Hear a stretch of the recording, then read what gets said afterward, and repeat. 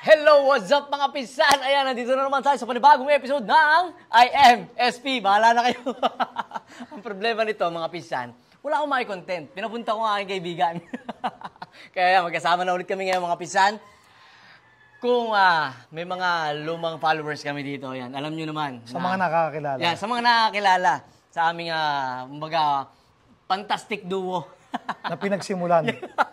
Di ba? Oh. Ay mga pinsan kami nito, off camera, talagang madalas kami magtalo nito eh. Umabot pa nga sa pagkakataon. Yan, direktahin na natin. Oo, bakit ba? Umabot sa pagkakataon na alam nyo na, sa mga luma natin followers na meron kaming misunderstanding. Siyempre tayo naman, pag nagkakaedad na, meron na rin tayo ng Nagmamature din naman ng utak eh. Di ba? Oo, yung peace of mind yung ano natin eh. Kailangan natin kumbaga, ibigay sa sarili. Tama. Kaya yung mga pinsan kami ni ANA at SP, ayan, intact na po ulit kami. Matagal na naman Kasi lang, ang naging point ko lang, hindi ako nakapag-content nga dun sa kanyang area nung pinuntahan ko siya kasi hindi ko alam kung tatanggapin niya ba yung pagsusorry ko. Pwede bang hindi? Ayun mga pinsan. Yun, basta kami ngayon, pangalawang punta ko yun. Nung magpa-expo siya dito, so nakakatuwa dahil ang daming tao yung mga kosa. Dahil, sa hindi nakakilala sa akin, ako si ANA Kakosa Game Farm. Patagal na kami magkaibigan. Nagsimula kami talaga sa napakaliit. So, siya lang talaga sobrang nag-boom.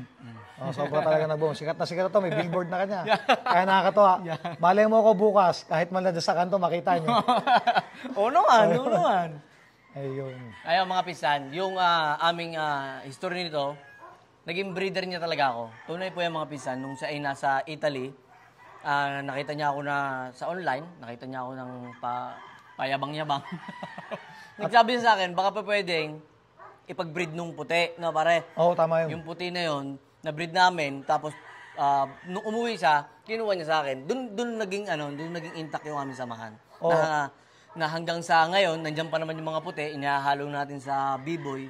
Kaya, ayan, tuloy-tuloy pa rin naman, mga pisang. Kaya, yun nga lang, si pare, napalipat siya sa saan ba farm? Candelaria, Quezon. Nasa Candelaria, Quezon nga pala yung kanyang manukan. Ayan. So, malay nyo soon, yung bulik naman natin nandito. Hindi siya manalo sa bulik eh. Ikaw, nag-open yan, kaya... So, soon, sa mga nakakilala sa bulik natin, so, ayan, malay mo naman. Bulik naman nandito. Sana mag-nick din sa kanya. Gaya ng ilang puti natin na nakukros sa b-boy niya. So sana mas lumalim pa lalo yung samahan namin. May kasabihan nga mga kosa na na once na naayos yung problema nyo, lalong sa patibay ng samahan. Ayan. Tapos pare, mabalik ako dun sa breed naman. Kasi siyempre, mga followers natin, subscribers natin, gusto niya nang may matutunan no? Hindi, bukod sa may matutunan, gusto ko rin itanong pare, nasa harap ng camera na, ano ang volume ng breed mo ngayon? So ito mga kosa, dati talagang 1,000 yung palabas ko pare, 1,000. So ngayon, sa tingin ko, magme-maintain ako pare sa 1,000 na sisiw lang. Bakit? Ba't ko gagawin yun? Gusto ko lalo sila mas may ayos. Yes. So hindi ko na inahangad yun pare yung sobrang daming kliyente. Ang hinahangad ko na lang ngayon yung mas maayos ang maibigay ko sa kanila. Kulang yun. Titingnan, kukulangin. Nandiyan ka naman eh. So, pag kinulang ako, nandiyan ka naman. Di bahala ka na. Ayan mga kosa. Kailangan pag breedin mo, kukulangin ka. So, pare, abangan nila yung yung sa pahulugan system. Ayun pala, mga pinsan. Yan mga kosa. Pahulugan system ng ating kaibigan. Yan, isuportahan natin. Pare, ang breed mo 70% bulik, no? Almost 70%. Pero puti, pare. Okay pa din, kaso nga lang talaga sa akin yung bulik ngayon, mas hinahabol talaga yung bulik natin na super bulik kung tawagin ko. Super bulik ang pangalan. So, this coming season, siguro magbo-volume ako ng 70 to 80%. Ano yung strain yan? Meron kang bulik na na dalawang paa, merong hatch. Bali, dalawang klase, apat na klase pa nga ang bulik natin. Kasi yung bulik natin may dome blues, may dome na dark-legged, may puti, may dilaw. So sa akin naman kasi pare, laging back to mama, back to lolo, back to lola. Ganun lang ako sa matatawag natin na line breed siya.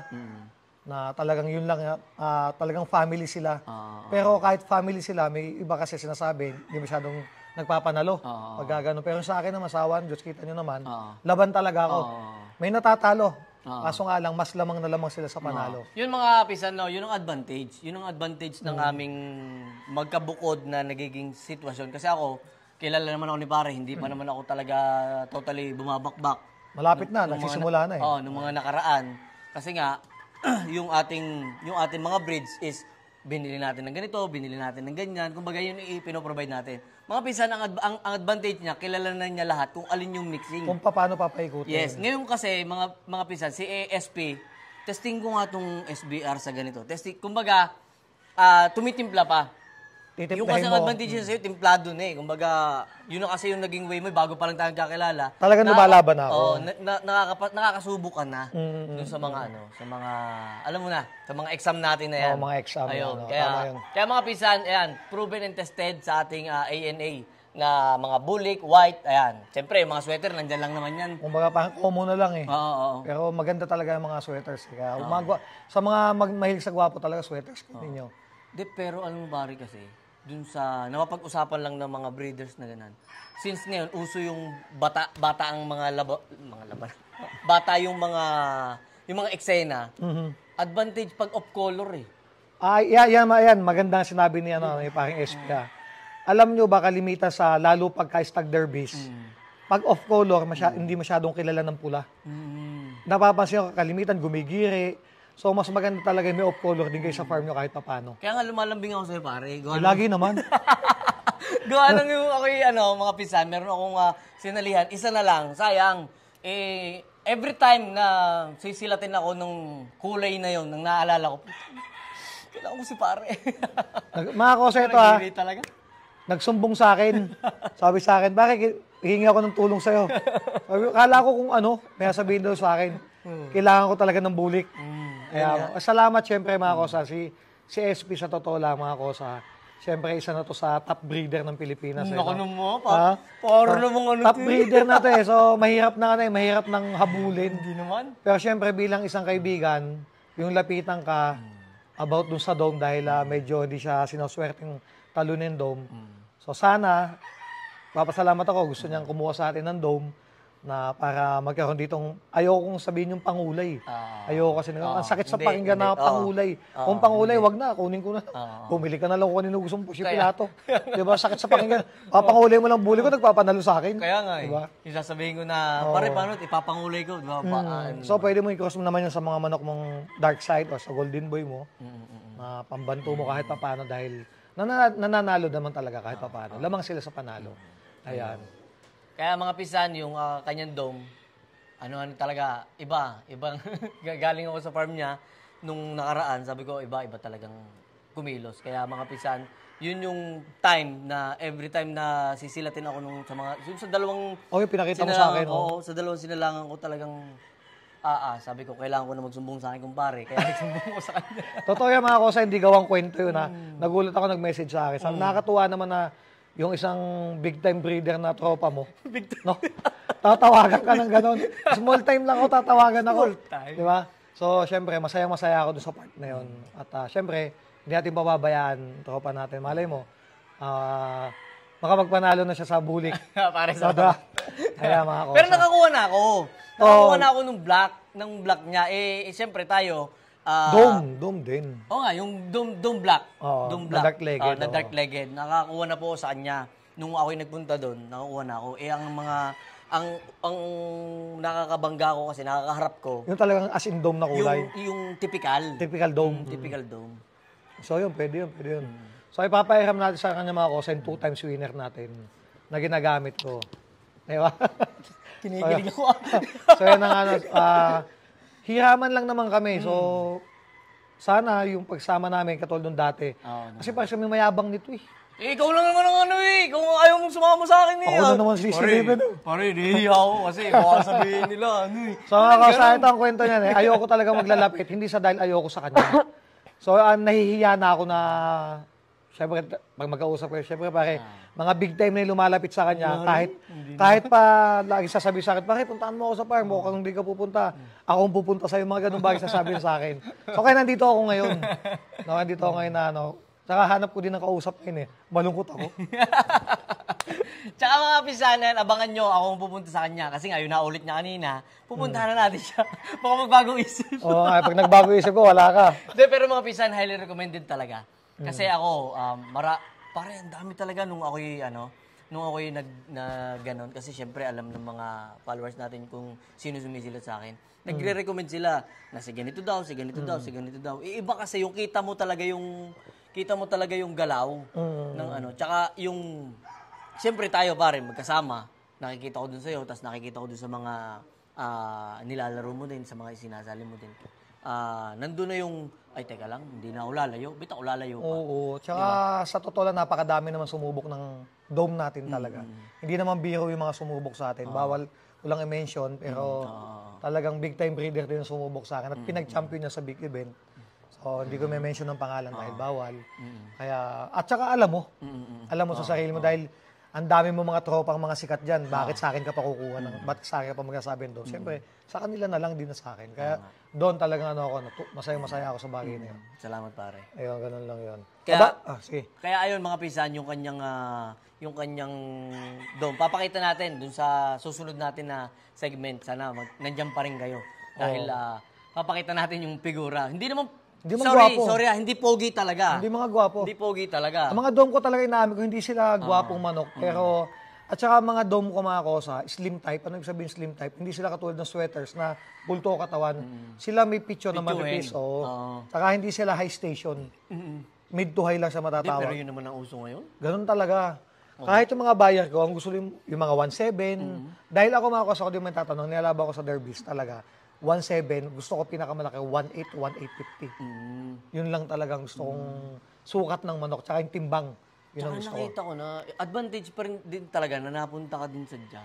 Yun pala, ngayon ko lang nare-realize na dapat pala talaga kung ikaw ay, syempre, hindi naman dahil nandito na ako, ang pinopromote naman natin, wag muna kung hindi kaya. Oo. Kung kaya mo na, darating ka rin talaga sa puntong kailangan mong kayanin. Tama. Na pumunta ka talaga dun sa school na tinatawag. Tama. Para makita mo kung alin yung nakakapasa. Tama.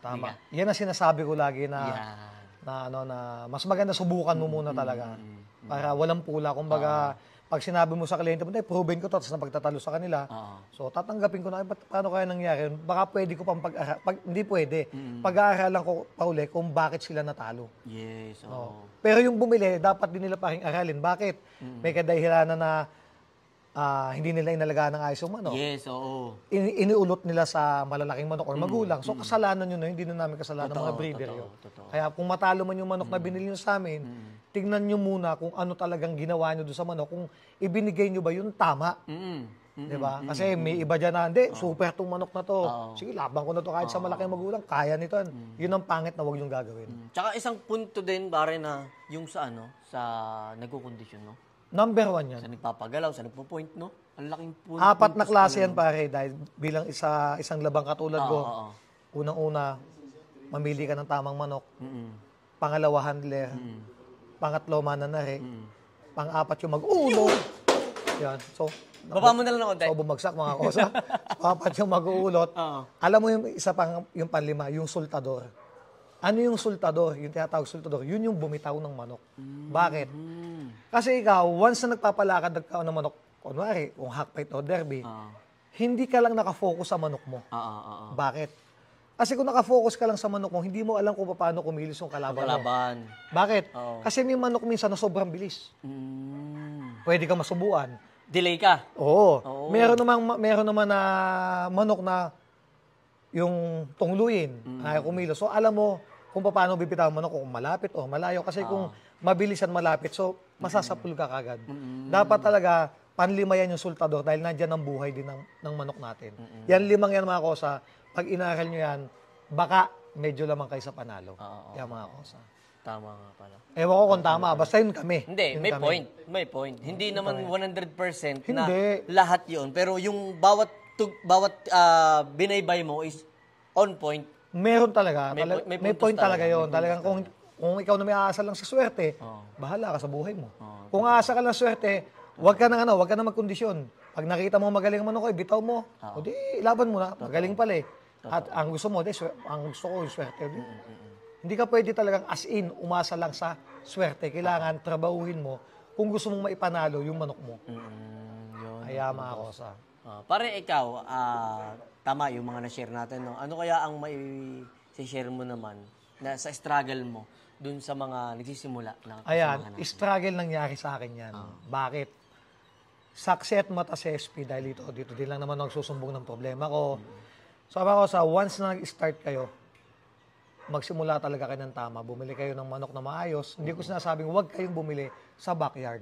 So, respeto tayo sa backyard dahil nagsimula kami sa ganyan. So, pangalawa, huwag kayong magtipid, huwag kayong tumawad.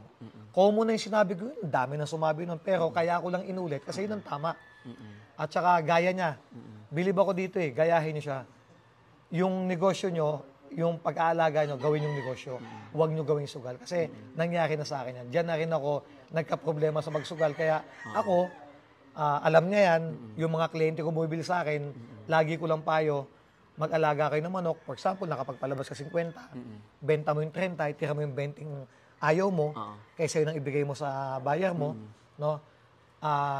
Huwag mo nang isipin na bunutin pa sa bulsa yung ipapatoka mo. Ibenta mo yung mga super para at least kahit papano, bumalik yung mga kliyente mo. Yan. Huwag kayong magsugal. Kaya tama yung sasabi niya na yung ginagawa niya ngayon siya naglalaban. Bakit? Kasi ngayon alam niya compatible na talaga siya. Ngayon, dito sa farm niya. At kita naman natin talaga successful si SP. Ayun, mga pinsan, i-elaborate ko lang yung kanyang sinabi. Tama po yun. Gawin po natin na maging maayos yung pagpapalaki ng mga manok natin. Hindi mo naman sayang naman yung pagpapalaki kung hindi naman maayos yung material. Di ba? Parehas lang naman pong patukan yan. Shoutout sa Salto. Oy, Salto, baka naman. Malapit tayo dyan, pare. Malapit tayo dyan. Salto, baka naman. Yan, Salto, baka naman. Ayun, mga pisan. No, hindi naman po namin pinopromote talaga na maglaban kayo, magsugal kayo, as long as hindi nyo pa kaya. Ang endpoint kasi nitong alaga natin, alam nyo na kung saan dadalhin ang endpoint So darating ka rin doon, huwag ka lang magmadali. Tama diba? yun. Huwag ka lang magmadali. Yung mga sinabi niya, yung mga pinapanood ko natin nung medyo komplikado kami, sabi ko, tama talaga mga kosa na, alam mo yung sugal, araw-araw nandyan yan Hindi yan mawawala. Maniwala ka sa hindi mawawala. Kasi hanggang mawala na tayo sa mundo, ayan pa din yung sugal. Pero yung buhay na meron ka para sa pamilya mo, nakakayak. Ang ganda. Tama, pare. Tama. So, dapat talaga isipin mo muna bago mo pasukin yung alam mong pwede kang magkamali sa huli. So, may kasabihan nga na wala naman nagsisi sa una. Lagi sa huli mga kosa. Yun lang may papayo ko sa inyo. Galing, tangin, pare. Yun. Diba? Sa kabila pala ng bigoting angas mo ngayon, may mga ganun palang mga dating nga. May iyakin din pala. Ayun, mga pisan, ang dami natin natutunan dito. Pero syempre, ako ay nagpapasalamat din sa isang sitwasyon na naging okay ulit kami na kumpare dahil missing piece Hindi naman sorry for the term pare na si SP, marami na nakakasama, marami na ganyan. Pero iba yung may missing piece sa yung puso. bugso ng damdamin. Sabi ko, putang hayop na yun. Ba't namimiss ko puka ng iyo? Paano kasi mga tol, mga kosa, kami, para magkapatid na kami dati. Dati talaga, yung samahan namin, pinapagalitan ko yan, ganun sa akin. Eto kasi may kayabangan to, hindi mo pwedeng sabihin yung iba. Sabihin mo kayo, sabihin niya to, patay kayo dito. Pero sa akin, sinasabihan ko talaga yan. Yun po ang tinitreasure ko dito sa kaibigan ko na to, na mali ako. Sinasabi niya sa akin, pare, ganito ka, pare, yabang mo, pare. Yung kasi kung may lahat po tayo may ganyang kaibigan, kung nagagalit ka sa ganung kaibigan mo, i-treasure mo yan. Mali yun, magalit ka sa kaibigan. Mas mahalin mo yun kasi, yun ang tunay na kaibigan. Mga kosa. Maniwala kayo sa akin. Kaya mga pinsan, yun yung kailangan nating salaminin sa isang bagay-bagay na bakit dati ganito, bakit ngayon okay na sila. Alam mo yun, meron kasi kaming pinagsamahan yung tinatawag na investment, pare. Masarap na samahan talaga. Napaganda samahan. Nakapag-invest na tayo sa isa't isa ng maganda samahan Kaya mga pinsan, kung meron man kami ng hindi pagkakaunawaan, yung magandang samahan, yun yung nagiging material para mag-hold pa kami sa isa't isa. At saka may nakita din tayo sa atin dalawa pare talaga na hindi tayo pwedeng basa-basa, ganun na lang maghiwalay. Yes. Kasi nagsimula ka ng wala, kahit pa paano nakatulong ako. Ikaw ganun din sa akin. So, kumbaga, yung utang na loob pangit sabihin yan. Yes. Kumbaga, yung sa amin na lang, yung pagmamahal na-miss ko si SP, ba't kaya hindi kami, yung mga ganun bagay yan. Ito kahit nung kami, sabi po, parang kulang Kaya nga parang nung sinabi mo sa sarili mo, nung tayo naging okay na pag nakita ko si SP dito sa expo, yayapasin ko to. Wala akong pakalam kung hindi niya ako pansinin. Ganun ba parang sinabi naano ko nun, nayanig ako dun. Kasi ako, ano din naman ako kumbaga nagdadalawang isip din ako, napupunta ko kaya to, baka mamaya kasi dead mind ako, ang sakit Diba? Tsaka nakakahiya yung ganung bagay na. Pero kilala mo naman si Kakosa. Oo naman. Mayabang lang to. Mayabang lang to, pero dito ano. So yun mga Kosa, napakaganda ng topic na to. So sa isang mga magkakaibigan, sana sa mga kapanood nito, huwag niyong sayangin yung pagkakataon ng yung magandang pinagsamahan niyo na hindi niyo maayos. Ayusin yan. Ano man ang marating nyo, meron kayong missing piece na huwag nyo sana isipin na wala akong pakalam dyan. Wala akong, okay na ako. Okay na ako. Ganun. At tulad ito, kung tutusin, pwede na rin ako di pa siya. Okay na yung buhay niya, di ba? Pero... Di kaya nga, yun nga yung ano natin, yun yung tinutukoy na, tinutumbok natin na meron tayong investment sa isa't isa na hindi lingid sa kalaman nating isa't isa kung ano yung bagay na natulong mo kay SP. Alam niya po yan sa sarili niya na ako, kumbaga, pwede ka namang hindi magpabreed sa akin dati, pero ang laking tulong, pare, alam mo yan. At alam ko sa sarili ko yan, na napagpabreed niya ako, nabigyan niya ako ng capital before, siya nang nagagamit ko, hanggang sa lumago ng lumago, dumating sa time na talagang ito, na kung anong meron si SP, hagdan pa rin po talaga ang ANA Game Farm. Kaya salamat. Parang na-miss si Tatay Lito. Oo nga, si Papa. Kung malungkot pero wala. Hanggang doon na lang Kasi yung mga magulang namin, close sila. Ang tawag niya kay Papa. Papa din ako sa Papa at Mama niya, ganun din. So, talagang ano kami, sobra kaming close talaga. Kaya nakakapanghinayang yun. Pero hindi na nakakapanghinayang dahil ito na kami ngayon. May konting ilangan pa kami siya, nahihiya. Normal na yun, pero dadating din yung point na ito na uli kami ngayon. Na magbabatokan. Tsaka abangan ulit mag-away kami. Kasi i-content ko na ulit ito. Pag kinontent ko itong tiniha ko to, ang mangyayari dito, content lang yan. Pero nga parang hindi naman wala. So, content lang yan. Pero namimiss ko kay Papa, kay Tatay Lito. Pagka yung breed natin, Nay! Yung paggagalaw. Nay! Nay, pumalo. Parang ganun yung reaction niya. Ayoko na lang umiyak kasi pangit yun. Pero nakakatuwa. Kasi, ang hindi mga Kosa kasi, si SP ngayon, let's say na may nakakakilala sa amin. Madami din kami followers natin. So, let's say na 100 tao nakakilala sa amin na alam yung buhay namin dalawang umikot. Ngayon na nakakilala kay SP, yung 100 na nakakilala sa amin dalawa, ngayon 1 milyon So, hindi ako kilala ng iba na nakakapanood sa kanya kung gaano kami ka-close sa mga panahon yun. So, kayo mga makakapanood ngayon ng content na to, hindi nyo ako kilala at hindi nyo kilala yung pinagsamahan namin. At hindi nyo alam din talaga kung ano ang relasyon namin nung panahong kanina. Na sana, ito pa din kami ngayon, siguro naman, yung sinabi ko na, yung pag kayo nagkaroon sama ng loob, pag naayos niyo magkaibigan, lalo sa patatag yan, mga Kosa. Maniwala kayo sa akin. Kasi kung di nyo ayusin yan, hindi ko alam sa inyo, bahala na kayo. Ikaw lang naman na nahihiya sa akin. Ayun, siyempre pare. Hindi, ang masama nito, lugi ka. Bakit? Pare, talagang napapagsalita ko ng bully kailangan kong bully mo. Kumaga ikaw, nagkakamera ko ng sa'yo. Ikaw, sabi ko sa'yo pare, wag kang mahiya. Ito nakakatuwa. Ito, ulitin ko. Kasi may lumalapit din sa kanya ilang breeder ng mga sikat. Hindi naman. Oo, totoo yan. Siyempre, naglalabas na sa akin ng nag-uusap kami, bawal lang tayo mag-mention.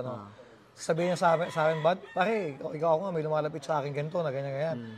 Siyempre, dati nung gusto ko silang puntahan di ba? Hindi nila ako kilala. Tapos ngayon, kung kailan tama ba nahukay ba? Kung kailan nahukay ko na yung ano ko, tsaka sila lapit sa akin. Kabaliktaran ko naman ako, pwede naman ako lumapit sa akin dahil sikat na to. Hindi ko naman kumakaw sa ginagawa. Siyempre, hindi ko ugali yung manggamit ng kapwa. Anong sabi na sa akin? Pare, mali yung sinasabi mo. Kasi kung tunay mo akong kaibigan, talagang mahal mo ako, lalapit ka sa akin. Yun ang sinabi na sa akin. Kasi magiging unfair naman yung sitwasyon na ako hindi ako nahihiya sa'yo. Lapit siya sa akin. Ganun. Kaya yun mga pisan, sobrang thankful ako sa isang sitwasyon kay Lord dahil siya na yung gumawa ng paraan para maging maayos kami. Light lang naman, sobrang liit lang ng aming napakaliit pinagpartihan. Kumbaga misunderstanding lang talaga. Di naman sa chicks. Di naman sa babae. Hi Mars! Hi Mare! Hi Maricoy! Diba? Basta masaya namin yun. Kumbaga sana kasi gusto niya talaga lagi ako, kumbaga, bakit pasyalan mo naman ako? Yung punta ko nga ngayon dito, kumbaga sapilitan po. Kaya nahihiya kasi. Diba? So, sabi, sana Kasi madami akong gusto matutunan dito. Alam mo ito, mga kosa, idol ko to eh. Idol. Oo. Pero idol din ako nito dati. Idol talaga. Oo. So, kumbaga, idol ko tayo. Kumbaga, ang dami nito, ang dami itong kahambugan sa buhay. No, ang galing eh. Galing na yung mga payo niya, ganito. So, panood din niyo siya.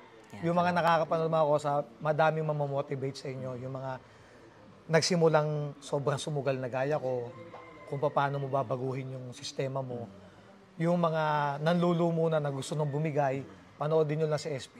Salamat at may matututunan kayo. Malay nyo soon, kasi hinihikayat niya ako dahil ako may YouTube channel din naman ako. May puntahan po natin. May, ano yung ANA Game Farm? ANA Game Farm channel. But di ka kosa? Di ba yung isa ko kakosa? Di ba yun yung una ko? Oo. Yun yung una kong ano. So, yung isa ko, di ko naman masyadong iniintindi. So, yung mga kosa, abangan nyo dahil sabi niya nga sa akin, mag-motivate pa tayo ng tao. Oo naman. Mag-motivate pa tayo ng breeder na mga baguhan. So ako, dahil medyo tamad ako mag-content, so lagi ko sinasabi ni. Hihilahin ko to.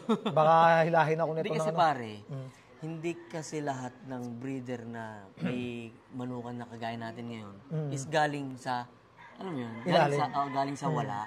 Kaya marami kasing matututunan sa atin yung mga nagsisimula na hold lang sila. Tama diba? yun. May kamalian ako, may kamalian ka. Pwede natin i-share sa kanila. Tama, diba? tama. Tulad yung sinasabi. Ako, thankful ako dahil hindi siya nahihiya na sinasabi niya na masugal, yan. Kung ano yung mga negats namin sa isa't isa na hindi nyo na ituturo namin huwag nyong gawin. Sana nakasupport kayo para sa amin. Yun. Totoo ba ako sa dahil ano yan?